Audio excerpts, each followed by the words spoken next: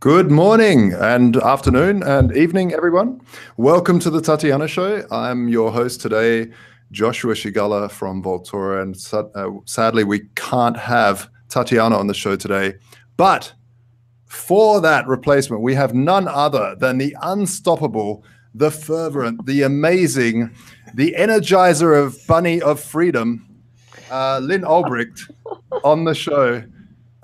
Always a pleasure to have you on the show to give us an update on everything, not only to do with your son Ross, but also freedom in general. And yeah, welcome. Thank you. That's my new title now, Energizer Bunny of Freedom. Love it. Love it. That's a good one. Well, really, you're you're definitely unstoppable. You never run out. It's amazing. Stop. Yeah, can't stop.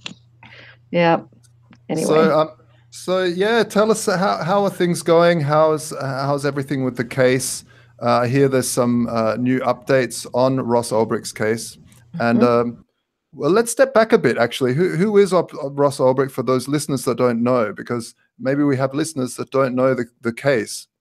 Sure. Well, Ross is the defendant, or was the defendant in the Silk Road case, and was convicted of creating and operating the Silk Road, which was an online marketplace that was designed to protect user anonymity and privacy. So it operated on the Tor browser and used the little known at the time cryptocurrency Bitcoin. And the products on there, what was sold in exchange with Bitcoin was up to the users. It was up to buyers and sellers. So people could exchange all kinds of things and did.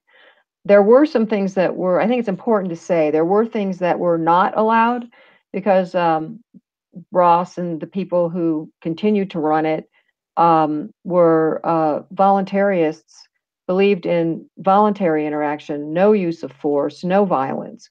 So things like, for instance, child pornography was not on the site, despite what you may read in some media, despite what people continue to say with no basis at all. The things they say that were on there is just sometimes jaw-dropping. Even the government doesn't say those things. But in any case, many things, no stolen property, no weapons, no things that harmed, could be used to harm. No brass knuckles, for example. It wasn't like it was a place to go for these kinds of things. But there were a lot of drugs bought and sold voluntarily on the site, which is what the government basically convicted Ross of and gave him, not for actually selling them, but for having the site, double life sentence with plus 40 years without parole. So the case has many problems in terms of the investigation, the corruption in the investigation, due process violations in the trial. You're saying I've spokesman for Liberty. Well, when you see what our government's doing in a very close-up and personal way, it's shocking. I am shocked. I even now I'm shocked sometimes, and it's very alarming. So anyway, so that's who Ross is. There's a lot of information on freeross.org, and we're about to put up a very in-depth, very long, highly footnoted summary with information a lot of people don't even realize, and it really pretty much demonstrates what was going on behind the scenes. So we'll be putting that up, but it's not ready. It's taking a long time to put together. Yeah. So we've also got on the show, and I'm really looking forward to hearing more about the case, but we've also got on the show Kevin McKernan, who has worked tirelessly in the cannabis side of science. Welcome to the show, Kevin. Thanks for having me. Yeah, and I always like to add into this story, an often undertold aspect of it is that many cannabis patients were relying on the Silk Road to get CBD to help their children with seizures. This is something where it's very difficult to move an epileptic child all the way to Colorado or any jurisdiction where it's actually legal. And so people were relying on these transactions to move medicine to kids in need. And that story is just often buried. And I think it's an important part of the Silk Road. Absolutely. If anyone's seen the movie Oh, geez, what was it about the Cowboys selling? Dallas Buyers Club. That's the one, Dallas Yes. Buyers Club. And you know, these people were doing everything they could to deal with their sicknesses, trying to get, especially specifically to do with AIDS, to get medication in that were totally illegal because of the massive amount of regulation dealt with through the FDA. So these buyers clubs would pop up where people would bring in mainly actually just vitamins and minerals, but also certain drugs that were experimental, and bring them in from offshore and sell them at these clubs. And this was similar with the Silk Road. And you bring up a very, very good point there. Lynn, do you have anything to say to that? Well, you know, actually, I didn't even know that until Kevin told me that. And I think, you know, whenever journalists talk about Silk Road, you never hear things like that, or about books or art or anything like that. It's always some hyperbolic, sensationalistic things, true or untrue. And even marijuana, which was the main product exchanged on Silk Road, small amounts, was barely mentioned at the trial. And only drugs were allowed to be told to the jury. They were not allowed to know that many other things were sold on Silk Road. Well, there are many things hidden from the jury, not to mention corrupt agents. But the picture that the prosecution and the media has painted of it, and I'm not defending some of the, you know, granted, there are things on there that I do not endorse at all. But, and I'm not defending it. But at the same time, it's very distorted what's being presented, and certainly distorted about who Ross is. Yeah, I mean, there's plenty of people, so many people in prison for marijuana, and it's mostly legal in most states now. So it just seems obscene that Ross's case hasn't been looked at again properly in terms of the sentence time, to say, hey, this guy built some software and that was it, really. When Let me it comes, put something in about that, Josh, because Ross's good friend in there named Tony, he's served 13 years so far for selling marijuana. He's a life sentence for selling marijuana. The prison is a federal prison in Colorado. So here's this guy, nonviolent, selling marijuana, life. This is, well, I can go on and on about the criminal justice system, the money that's being made off of human lives, and the power that's being grabbed. But he's one of, I believe, 50 lifers serving marijuana in this country. This is an abomination. And he has another friend named Jose who he's in there because of the evil 3 strikes law, Bill Clinton's law, that one of the strikes was a residue on a dollar bill or something. He's got life.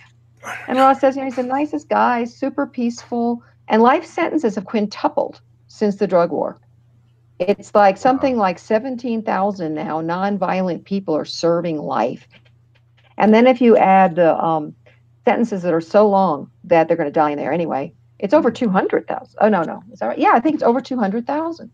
And this is terrible. This is like hideous. Yeah, and it's an absolute destruction of life, even if they get out after maybe 10, 15 years, which is already an absolute abomination. Their life is screwed because they can't get work anywhere. They don't know how to fit into society anymore. They've spent 15 years surviving in some sort of a nightmare to then try to rehabilitate themselves back into society.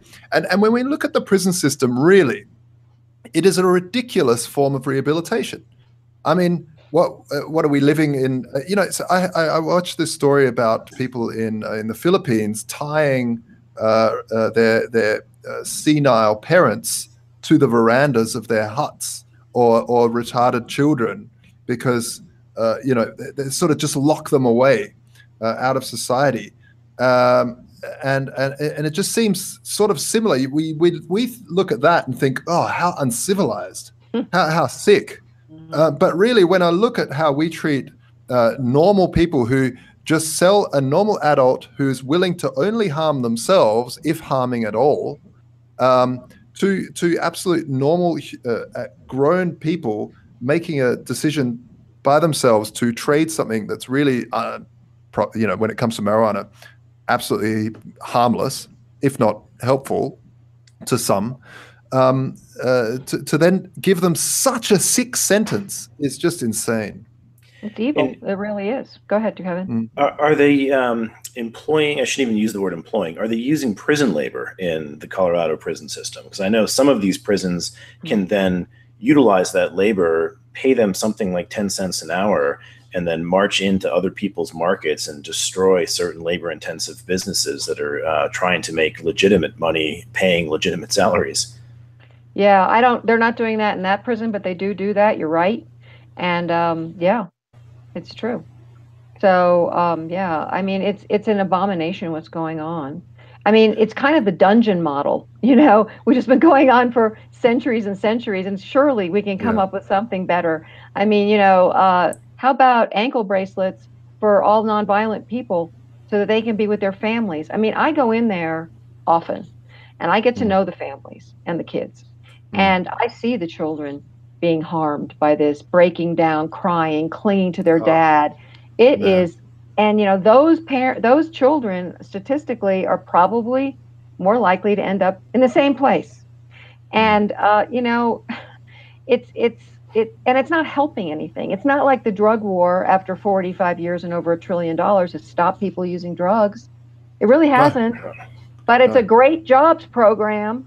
In fact, well, Kevin could speak to this. The pharmaceutical companies are one of the top 5 lobbyists against legalization. They are, yeah. Wonder why. Why. There's an infamous company down, I think in Arizona, that funded $600,000 against the legalization bill in Arizona. They were also bagged for bribing doctors to prescribe more fentanyl, which is making the opiate epidemic much more dangerous and much more worse. And they're also putting a version of CBD through the FDA. So clearly they understand that CBD works and they're funding it. They're fighting the legalization of it and they're bribing doctors to push more opiates. I mean, this is a company, Insys Pharmaceuticals, and I think the CEO just got bagged and they're finally bringing him a little bit of justice. But that's the guy who gets caught. I think a lot of the other pharmaceutical companies are still doing this to some extent and not so blatantly and not getting caught. And then there's a prison industrial complex that's lobbying for more harsh sentences so that they can fill their prisons. I mean, if they don't fill these prisons, that's probably 50% of their revenue stream that doesn't need to be there if you remove the drug war. Over 60% of people in prison are nonviolent drug offenders and other nonviolent, but mostly drugs. And where I've moved to be near Ross because for the reason that Josh said before, I want to be a lifeline to him, to the normal world, because it becomes a culture and a world. There's guys in there who never have visitors. In fact, the visiting room's 250 seats, and there's usually 3 inmates. And it was a big day the other day. It was 13. It's a whoa. But they don't have visitors. They have and it just becomes their world. And I can't let that happen to Ross. I can't. And he's strong. He is, and he's still himself. He's the other thing about it I want to say, because this is what it does to people, is it deprives them of their dignity. And Ross brought this up, and Ross has kept his dignity so far. He's he knows himself. He's like I say, strong mentally and emotionally. But you're become a number. But not only that, he's been referred to as freight. Guy. Freight's coming up, and Ross is like, "Oh, now I'm freight," and the guy's like, "Well, whatever." And then, or bodies, we've got 10 bodies. They're not human anymore. They're deprived of their dignity as a human being, and this erodes, who your sense of self, and all of these petty things that happen in this kind of enclosed place become big and important, and you lose. It just becomes your reality. It just does, and It's not they call themselves correctional, which you touched on too. It's not correctional. It's a criminal training program. Give me a break. Like you say, you eventually have to learn to survive. Yeah. And so that's what it is. It's horrible what's going on. So Lynn, what's happening now in the case? We see we heard from you last 2-3 weeks ago about the Supreme Court. I'm not sure of the exact details, but I'm sure you could enlighten our listeners a little bit more about what's happening now. What are the latest on the legal front?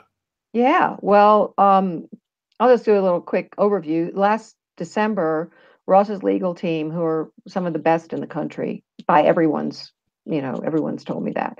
We're very, very lucky to have them, but they believe it's a very important case. Williams and Connolly.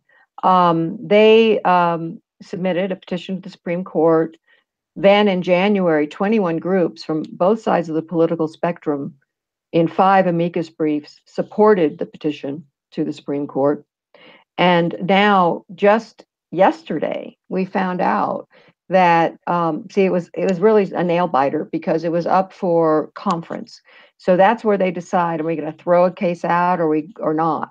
And oh boy, I was just like, oh my God, I can't. It's just so scary. But they didn't. They didn't throw Ross's case out. It wasn't on the list of over 200 cases that they did reject. So we're like, oh, thank God. But then the lawyer said, well, it could be just relisted for next week, so we won't know. But we found out today it wasn't on the list for next week. So what probably is happening is that it's going to be held pending, and this is good. This is a good thing. Held pending another case called Carpenter versus U.S., which is addressing the same constitutional questions of the Fourth Amendment. In Carpenter's case, it is about whether the government, without a warrant, can track you on your cell phone, basically. On Ross's case, the Fourth Amendment question is, can the government, without a warrant, track all of your internet activity? And that's much more invasive when you think about it. You can throw your cell phone over here and go do whatever. Internet activity is very revealing of who you are, what political groups you're involved in, religious groups, sexual orientation, medical stuff, all on and on. And right now, under the current ruling, the current law or legal theory or whatever precedent, they don't need a warrant for this, or they can just go in and do it. And of course, they can also blackmail officials or others, judges, whoever, with what they've been surfing on the net. Who knows? We talked about this last time.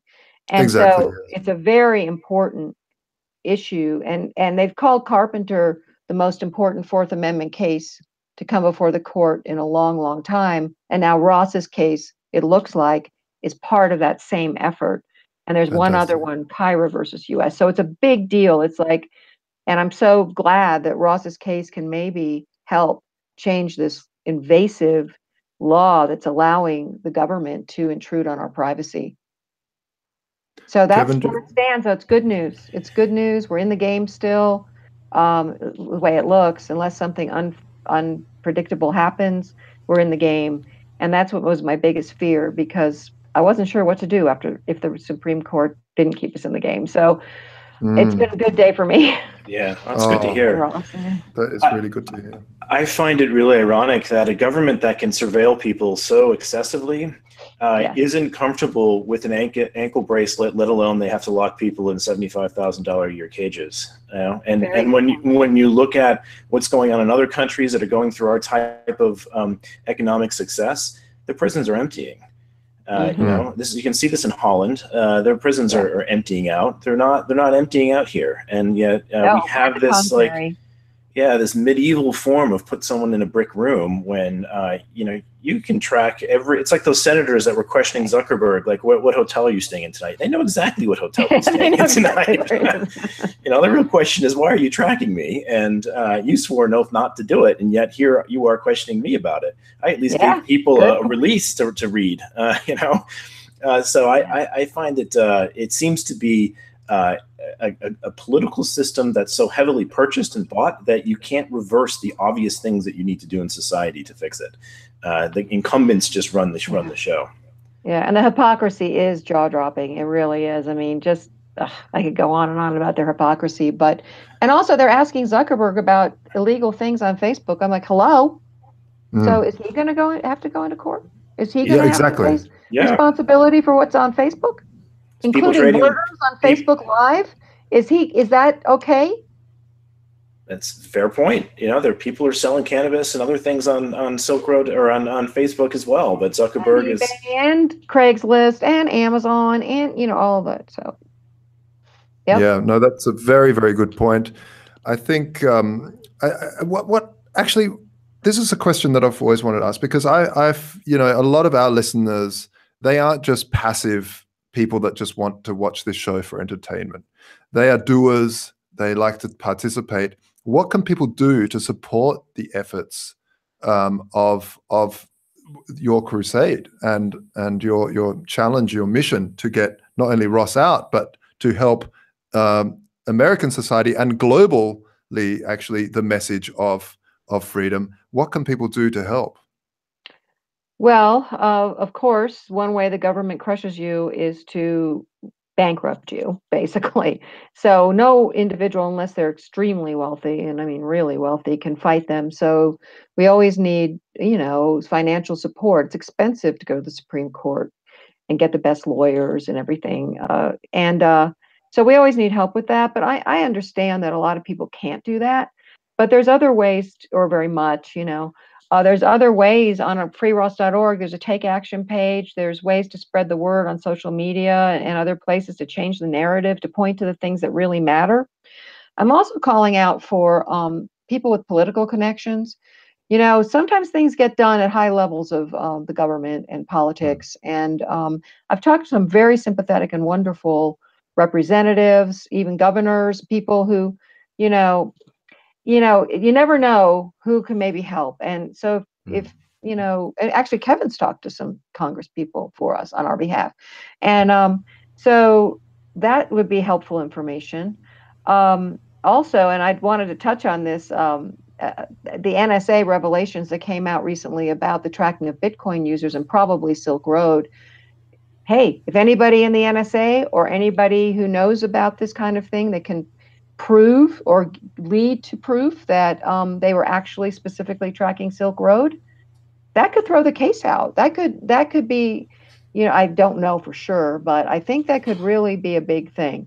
And it's illegal, and everything that comes from it. And of course, experts at the time of Ross's arrest, where they said, oh, this is how we found the server, they're like, that is the most gibberish lie, just ridiculous explanation by the government, under oath, by the way. All these experts are like, well, of course the NSA did it.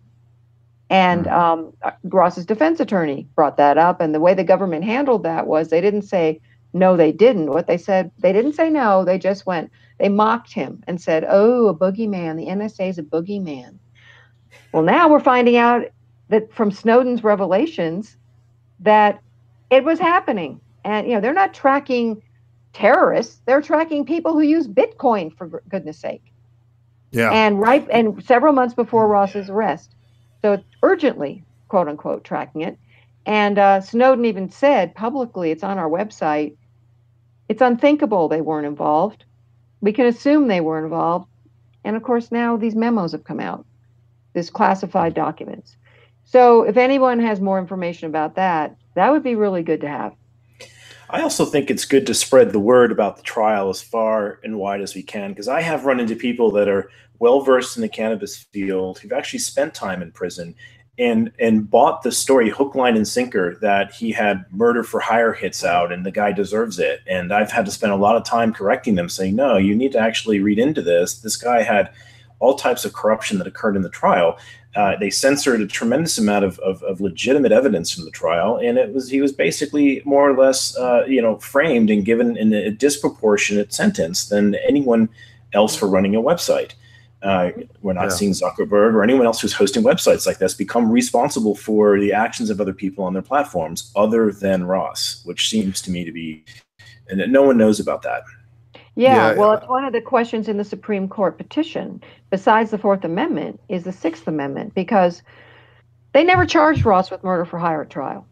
Just to be clear, that was not one of the charges. Yeah. It's not one of the convictions.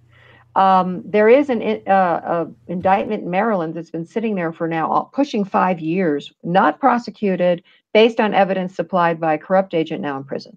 Yeah. For some reason, they don't want to just drop that indictment. But the point of the petition was that the judge used the murder for hire allegations that were never proven in court, never even brought to court, to enhance this unreasonable sentence.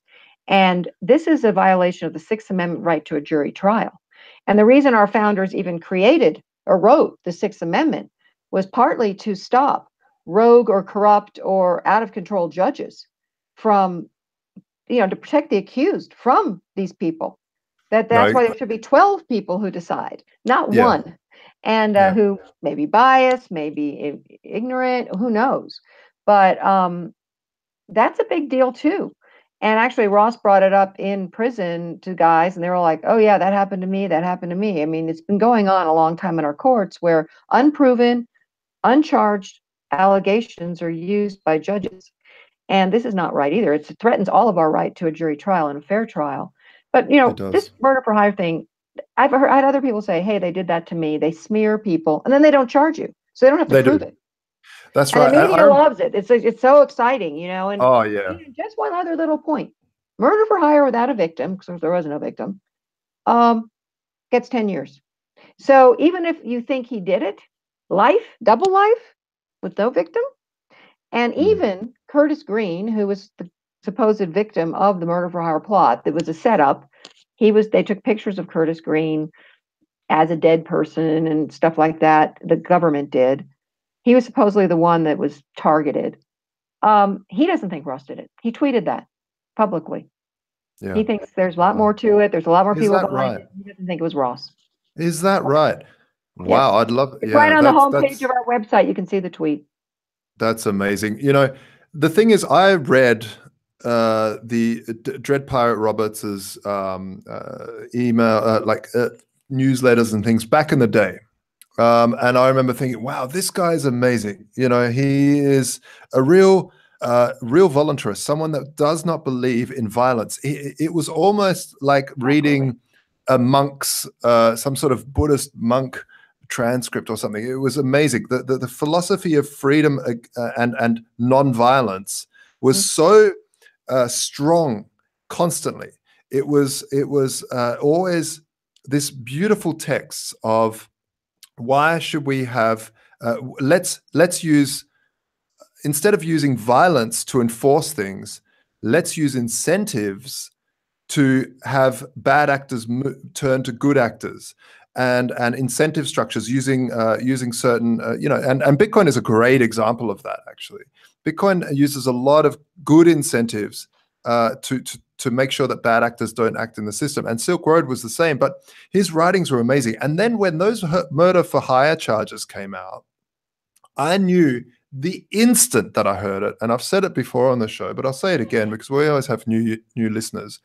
The instant that I read those charges, I knew that they were fake. I knew that the guy that I've been reading these texts from would not do that, because philosophically his whole life mission with the service that was brought out and the writings and everything else was non-violence at its core. And to have this, I knew straight away. And because Ross or the Dread Pirate Roberts had this huge following of people that believed in non-violence and voluntarism, and it was epic. It was global. It was a huge movement at the time. Not like it is now. Now it's just some drug thing. But this was based on a philosophical thing. It was quite amazing to watch. And the murder for hire charges were really, and most people knew it that had half a brain. But what did it do? We saw so many of these followers turn away, just turn their backs on this guy because of these false, trumped up charges. And you're right, Lynn. This isn't the first time it's happened. You smear someone, everyone turns their back, and all of a sudden they're alone.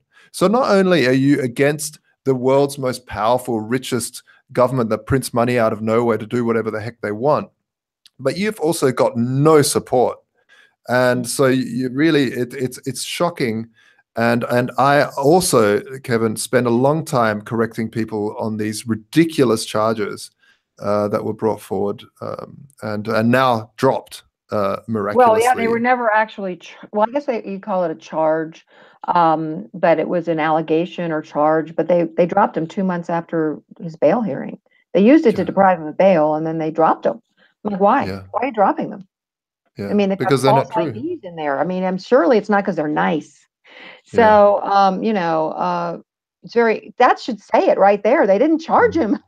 It's not his convictions. And yes, people amazingly believe the media. The media is very willing, much of the media is a very willing mouthpiece for the government. And I've come to where I don't believe most of them. Right. All right. It's like, it's really a sad state of affairs and scary in a way. Look, I see Ross Ulbricht really as very similarly to Schwartz.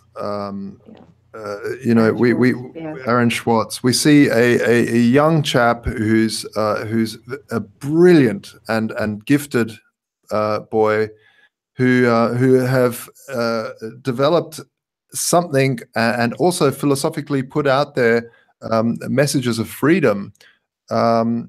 And now you see, we in Aaron Schwartz's case, we saw the government or the schooling system, which was heavily backed by the state, really crush him down to the point of suicide. And in terms of Ross, we see him getting crushed morally, and his entire life is destroyed, basically. Mm-hmm. Well, let's hope it's not his entire life. That's my goal, that it won't be his entire life. Absolutely. And ironically, the judge uses his peaceful philosophy against him. This is dangerous to mankind. We have to lock you away forever because you're spreading the word of peace.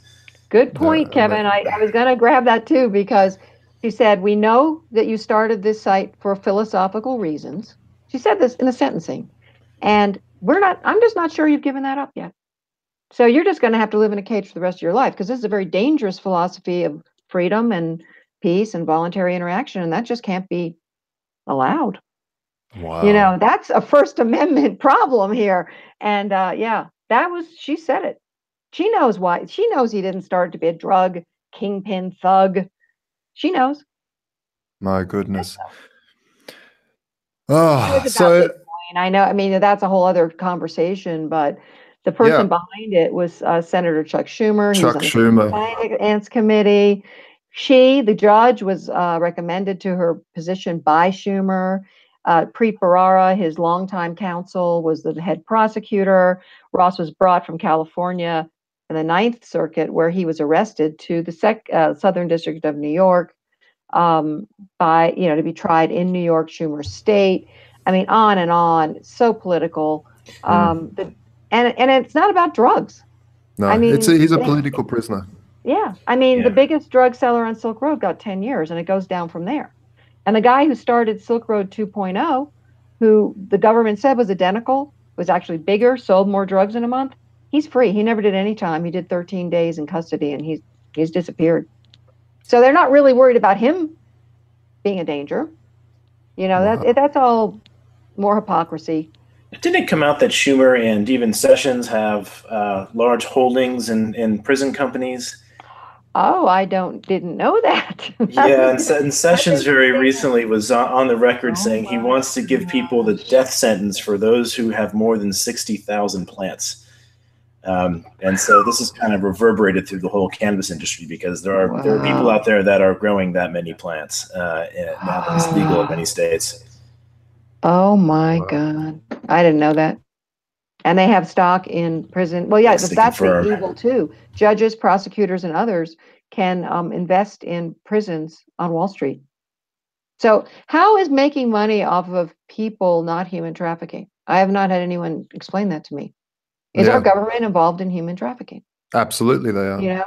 I mean, and some of these private prisons have quotas, and they'll say to a town, hey, we need more people in here. We're going to have to close. And I can just tell you from where I live, because I've moved close to the prison, there's 11 prisons around here. And if they closed or even half emptied, this would be a major depression in this place. It's so many people work for them. Wow. It's it's enormous complex, just where Ross is, enormous. The money, it's just, and then there's the subsidiary industries like the vending machine, for instance, in the visiting room, where I have developed a very terrible addiction to Cheetos. Anyway, it's like, oh my God, what do I need? But the same company owns all the vending machines for state and federal prisons in Colorado. That's a sweet deal. They're making tons. I'm telling you, those Cheetos aren't cheap. And yeah, I mean, there's all these subsidiary, unknown little industries that, you know, thrive on human trafficking. There's also drug testing, which you'll find many of the enforcement agents can be owners in the drug testing business. And so urine testing is now being pushed into every job enrollment activity and you know, everywhere they can find a place to put it. So there's interest there. And yeah, I just saw this on here. Chuck Schumer got $100K from private prisons. So he's been on their payroll. Whoa. Wow. I mean, he got it as okay, I'll just Google that one. I'm going to tweet that one. Yeah. Believable. Oh, that's a good point. So listeners, if you're interested in keeping up with a lot of this news, definitely follow @FreeRoss on Twitter. That's definitely a good place. It's _Ross. Free_Ross. And then we have a Free Ross community Facebook page. Yeah. Yeah. And Instagram, Free Ross Ulbricht. Mm-hmm. So just in this little break, I'd like to thank all of our friends and sponsors of the show. We have the Bitcoin CPA. Folks, if you are in the Bitcoin space and, you know, we heard it here just before, they're tracking Bitcoins and they're, you know, you haven't done your taxes. I know we all hate taxes. It's just one of these things. It's rather do them than end up in prison. The Bitcoin CPA is a wonderful firm, company, and Kirk there does a great job making sure that all taxes are paid and that you're in the clear. Crypto Compare is also a great service to compare all your crypto. You can also check your Vaultoro holdings, Vaultoro.com, to trade Bitcoin and crypto to gold and back. So that's a fantastic service. I'm the CEO, full disclosure, of that. We've been running for 3.5, nearly 4 years, traded tons and tons of allocated bullion sitting in Switzerland in a high security vaulting facility, fully audited by one of the largest auditing firms in the world and fully insured. So you can jump in and out of allocated gold. And that means if the bank goes broke, you don't lose your savings. And if we as a startup go broke, it doesn't matter. Liquidators can't even touch your bullion. But yeah, so heading back, Kevin, now you've been organizing a conference for many years. Different it's an annual event, it is, right? yes. It's called the CANMED Conference. So the last 2 years we hosted it at Harvard Med School, and it's been tripling every year in interest. But it's more on the medical side of cannabis. So it's usually 30% physician attended. We have continuing medical education credits that physicians can get. So we're trying to inform physicians about the benefits of cannabinoid use and where they can be deployed and what are the legal challenges around doing so in the current environment. And it also touches on a bit of personalized medicine and genetics to try and see if we can really refine this, because we don't believe the FDA model works anymore. The FDA model was invented back at the thalidomide debacle back in the 60s, and it's a carbon paper institution that frankly could use some of this peer-to-peer type of technology that we have for rating, whether it be drivers or doctors or what have you. We have tools now to rate drugs differently than an $800 million trial that you have to perform at the FDA. So we don't, while some cannabinoids will probably get through the FDA, some already have. We don't disparage anyone trying to do that. We just think there should also be a nutraceutical path for people to explore, that we shouldn't have to wait years for these trials. We shouldn't let the cost of those FDA trials get reflected in the drug cost either, which is probably going to happen with all the drugs that go through the FDA. So we're trying to change the paradigm a little bit and speak about all of that complexity at CANMED. So it's going to be at UCLA in October 22nd to 24th. Lynn's going to be speaking about some of the impacts of the drug war. I think it's very important that the physicians and any of the folks that are involved in the political movement on this hear this story, because when I first heard it, I had the same reaction that you had when I read those murder for hire things. I was like, whoa, wait a minute, that doesn't sound like the person I read about. But for probably about 3 weeks, I had it in my head as kind of, oh, maybe, maybe not, until more and more data came out showing that it was all fraud. Exactly. But the media has done a wonderful job planting that seed and never turning it over. And so I think conferences like this are important. And I also think platforms that help decentralized news agencies are very important. And so I've been viewing Dash as one of those lately. So Dash has recently funded Ben Swan. They're funding, I think, Truth in Media now, and a couple other agencies that are doing great work in the space. I think the Free Thought Project ended up getting funded very recently, and Luke Rudowski's group got funded. So this is a cryptocurrency that's minting a free press, which I think is a really, really attractive place to be. And we're actually thinking about ways we can utilize that to mint basically a free science press, because right now peer review is broken as well. Very centralized, and it has all types of defects. About half of the papers can't be reproduced right now. And if you look at the actual impact score in a journal, it's inversely correlated with its retraction rate. So really impactful journals have a higher retraction rate. So that tells you the whole peer review system is also broken, and cryptocurrencies can probably change that. So Dash is actually the lead sponsor for CANMED this year, because we wanted to have a real cryptocurrency focus this year for CANMED, because it's playing such a pivotal role in managing the science, perhaps bringing in funding to the field, and perhaps even managing some of the banking problems they have in the field. So I don't know, we're excited that there are tools available that can potentially invert the tables that we're seeing laid down in front of us. Wow. Let me put in a couple of words about because last year Tatiana and I went up to CANMED. Actually, we were driving up and I'm like, hey, Tatiana, this is just like Legally Blonde. We're these two blondes going to Harvard. I'm like, how did this happen? You know, I was like, I'm like, wow, this is really cool. But it was quite an amazing conference.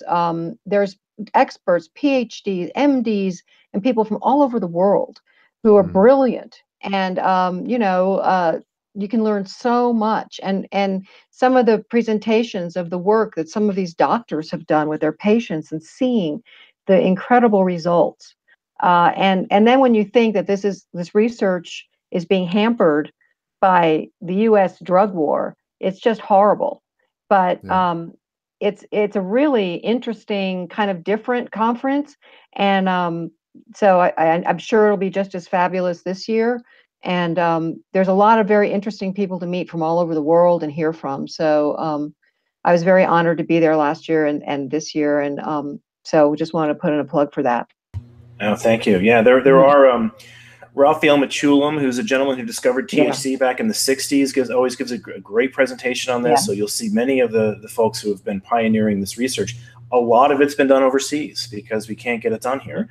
And so there's I'm hopeful that we'll have another Dash proposal funded that we might be able to showcase there. But one thing we're going to experiment with is whether we can get the Treasury to actually, at Dash, to perform a scientific project to basically sequence a cannabis genome.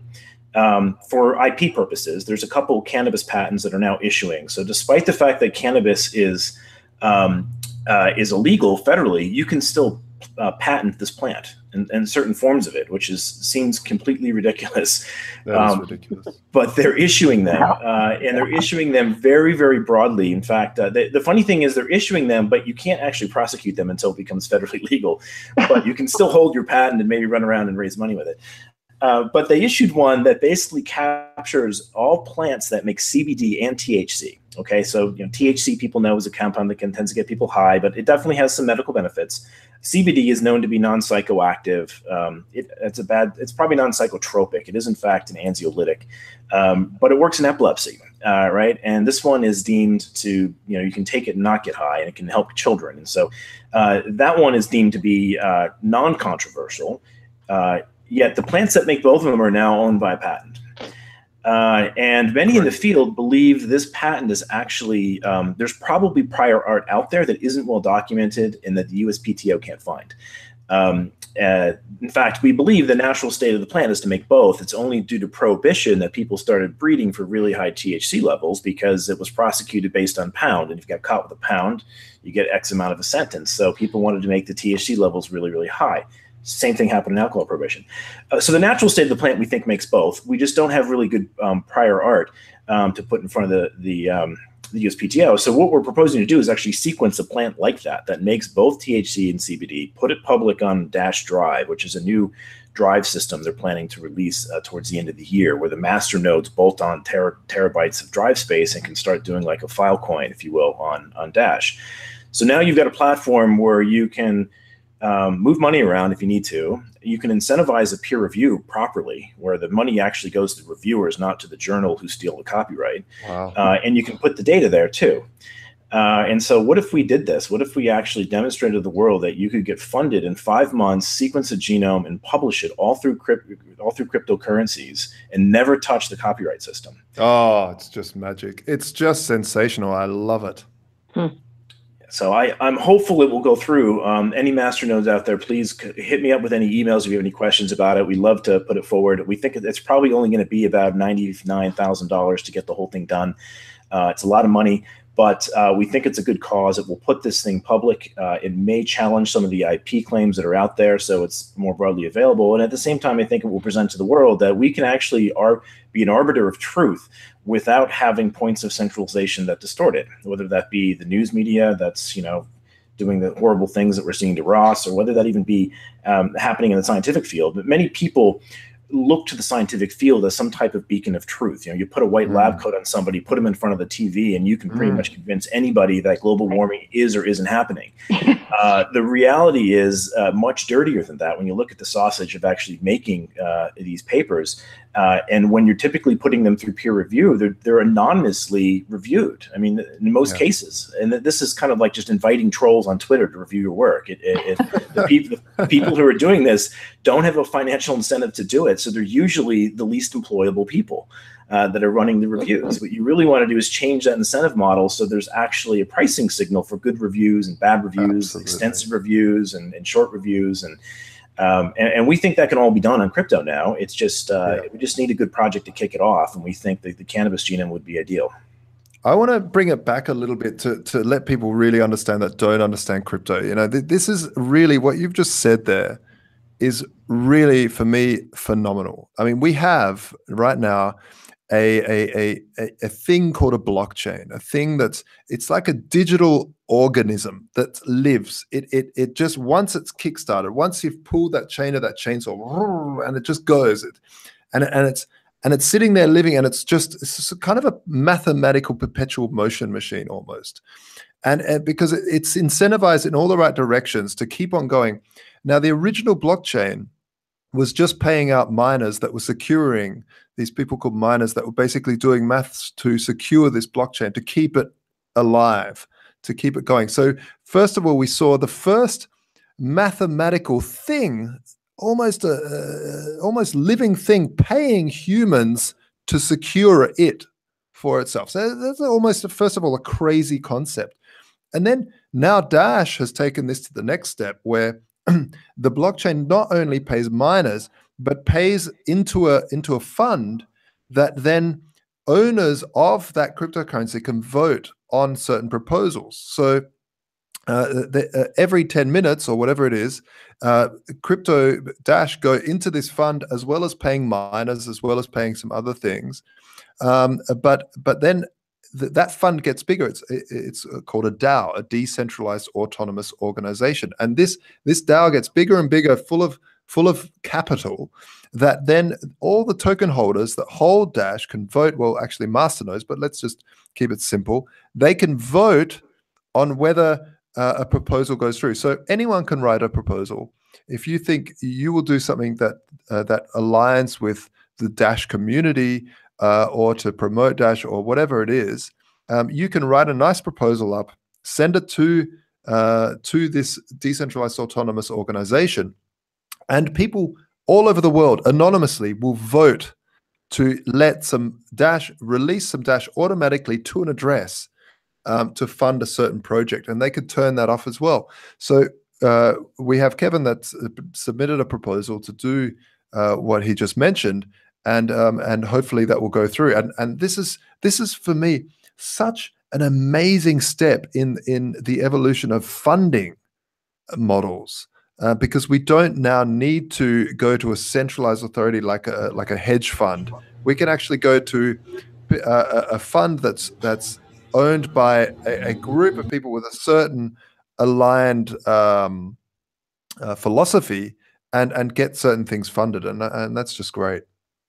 Mm-hmm. Yeah, I think it's really important in the cannabis field just because we have struggled to get it funded for so many years. And here we have a tool that you get a community of like 4,700 masternode owners to actually review this and give you feedback and give you peer review in many ways as to how to change it, how to make it cheaper, how to make it better, how to make it more impactful, and then ultimately decide on whether it gets funded. And it happens every month on a heartbeat. And you have to put 5- up to apply for this, which I think is actually an important incentive to sharpen your pencil and not throw trash into the network. It's an anti-spam mechanism, which I think is working right now. But it is it's a fascinating thing to see, particularly if you've been through getting funded by government, which I have been through.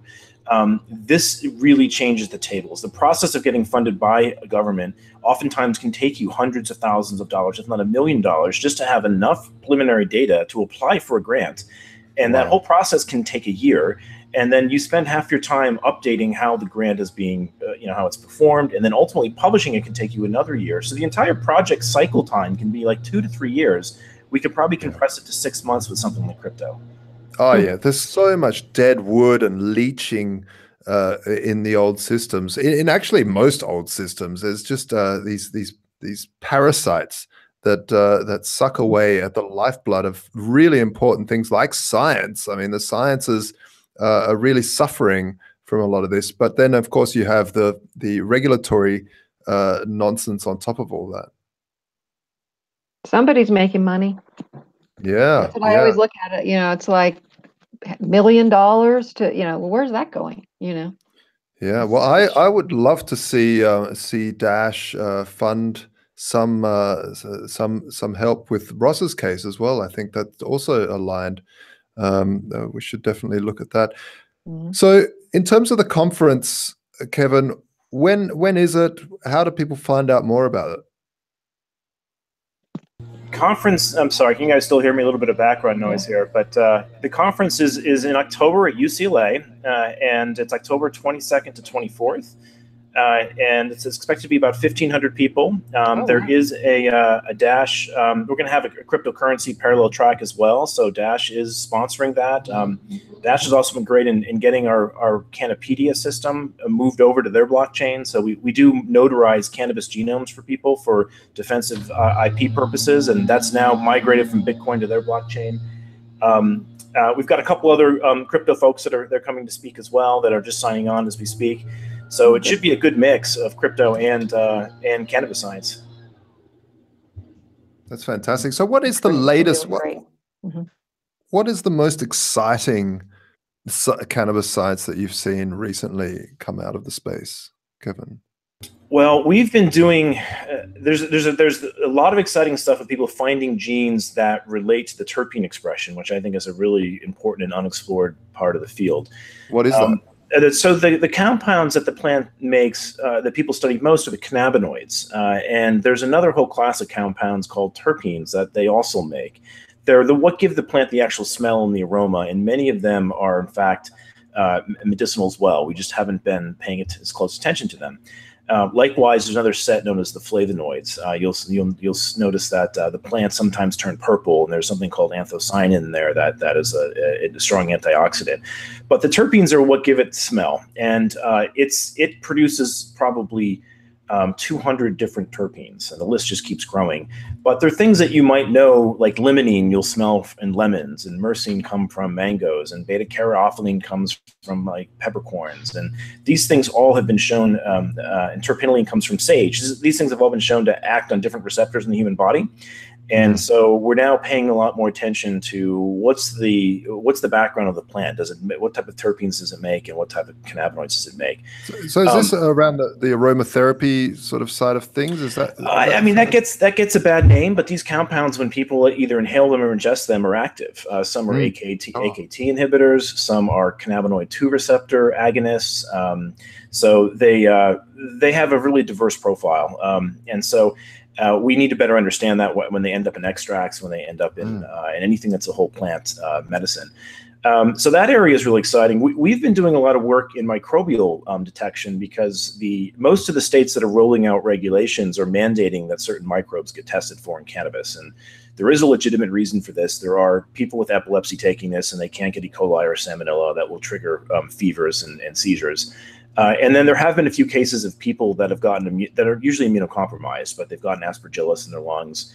There was a recent case of a cryptococcal meningitis outbreak in Bakersfield, California. And so like any food, this is one that you often inhale and take in different routes of administration. So you have to be a little more careful with the microbial tools that you use and what you're testing for. We're doing all that with DNA now. It used to be done on these old Petri films. And so we've been seeing we had 100% growth in 1 month as California turned on in this spring. So California is now going live, and they're anticipating there's probably 10 to 50-fold more demand for laboratory testing than there is supply, and that's going to be the bottleneck as California legalizes is laboratory testing. And so we're trying to get people on these really scaled up tools that we know we can automate. We use these tools in the Human Genome Project. They're highly parallelized, and that means DNA-based methods are most likely going to grab a foothold in California and Canada and many of the other states. So that area is always fascinating to us because when you explore the microbiome of cannabis, you realize the complexity of what's going on there. There's all types of different fungi and microbes that are growing on it and altering the chemical expression of it and altering the safety profile of it. And if you don't really have that under wraps, it's going to be hard for you to grow a very healthy crop that's going to pass. So, you know, a lot of bad press with weed and schizophrenia comes out. Do you think there's a possibility that somehow there could be a cure hidden in that as well? So the schizophrenia, like the disease itself, has the same type of scientific publication in cannabis. There are publications that demonstrate cannabinoids as a cure to it. And there are other forms of schizophrenia that might be genetically predisposed, that if you have schizophrenia, you're likely to induce it with drug use. And that doesn't just imply only cannabis use, although cannabis use can certainly be a trigger. But what you can see in the demographics of this is the rate of schizophrenia hasn't changed. It's been below 1% for the country for a very, very long time, yet cannabis use has been going through the roof. And so we're not seeing an increase in that. So that might imply that if there's a genetic predisposition to schizophrenia, it is at a basal rate, and that risk will always be there, and we should better understand it. There are some variants in the human genome that have pointed toward this. There are some variants in the AKT pathway and a couple other genes that may be playing a role in schizophrenia risk with cannabinoids. Oh, that AKT pathway, I tell you. It'll get you every time. It'll get you every time. Yeah, so I find it fascinating that weed, especially to, like you said, that people that are genetically predispositioned to schizophrenia could be an acceleration of that predisposition. And I've always wondered if really being able to study that cause and effect would allow us to better understand schizophrenia as a whole, because I have unfortunately people in my life close to me who have suffered from schizophrenia, and it is just a shocking disease. It's a very terrible disease because not only is it not understood, but friends and family end up turning their back because you just turn into an a-hole. And it's very, very hard to deal with these people because they become extremely negative and they're just a-holes. So it's a horrible, horrible disease. So this was another thing with the drug war, is that it's really stopped proper investigations and science into these compounds. We also see this with the new sort of, I guess, how would you say, this new excitement around microdosing LSD and some of these other things where people are who are doing this have got access to amazing equipment in universities, and so are testing a lot of these things out on themselves in terms of microdosing them and finding amazing studies and amazing new I guess I don't know. I mean, you would know more about this than me, Kevin. But yeah, well, here's another story of where government has come in and made this much worse. So in cannabis, most of the funding for cannabis that was available was through an organization known as NIDA, which is National Institute for Drug Abuse. So their charter is to find abuse, not to find benefit. And they funded one organization at University of Mississippi to only grow one type of cannabis that had THC in it. So the vast majority of literature is on THC. And when there are correlations with THC inducing schizophrenia, many people attribute that to all cannabis. Well, when you look at the data on CBD, you see a different effect. You actually see CBD might mitigate schizophrenia. And this has been kind of omitted from the entire study history here. So the same thing's happening with LSD, and the same thing's happening with MDMA and psilocybin. All of these compounds have shown to be very tolerable. I mean, they have a very wide therapeutic index. They never kill anybody. You never get overdoses on these drugs, and they're showing a lot of promise in PTSD and cancer-based depression, and even in schizophrenia. But studying them takes an act of Congress, and so. We've got to find other ways to do this, because there's just far too many people that we're seeing, succumb to the opiate epidemic for, chronic pain or for PTSD, when many of the drugs that are in fact illegal that maybe were traded on the Silk Road are far safer. And that unfortunately may take a very long time to reverse, but there are people in the crypto space that are helping out here. I think there was a Pineapple Fund that just funded MAPS to try to get MDMA through the FDA for PTSD, I believe. And so we're starting to find folks in this space who are well-read and know what's going on in the world, stand up and fund the projects so that they can move forward. Yeah, I mean, there's a lot of anecdotal. I mean, a friend of mine broke her arm. She was in horrible pain. She had to have surgery, and they gave her opioids for the pain, and she, upset her stomach a while, and then somebody gave her edibles, and she said it was great. It stopped the pain, allowed her to sleep. It was, really good. And so instead of taking opioids, which of course we know is a huge problem, and apparently opioid use has gone down in states where marijuana is legal, like Colorado, she was able to take this edible. And also, I know someone who is I don't know if he's schizophrenic, bipolar, whatever, but to try an effort to get off his meds, which have a lot of horrible side effects. He was taking CBD oil, hemp-based, just hemp-based, and it was helped him tremendously. So, I mean, Kevin probably has volumes of anecdotal evidence, but the fact that there's nothing in the Constitution, no authority whatsoever to say that any of these things should be illegal. And, to stop alcohol, they had to pass a constitutional amendment to make it illegal, and another amendment to make it legal again, because, of course, prohibition never works and all that. And to think of something that has no real authority, that's stopping and really causing people not only their lives in danger, but their quality of life is appalling. It's Yeah, the thing to add to that is the FDA regulates 25 cents out of every dollar. I mean, it's an enormous reach that the organization has, and none of these drugs will get through they'll have a hard time getting through the FDA because of the patent system. You can't afford to get through the FDA system unless you have a patent to remonetize that long process. And the final thing on this is that they have this thing known as the PDUFA Act, where the FDA defrays their costs of evaluating drugs by getting donations from the pharmaceutical companies.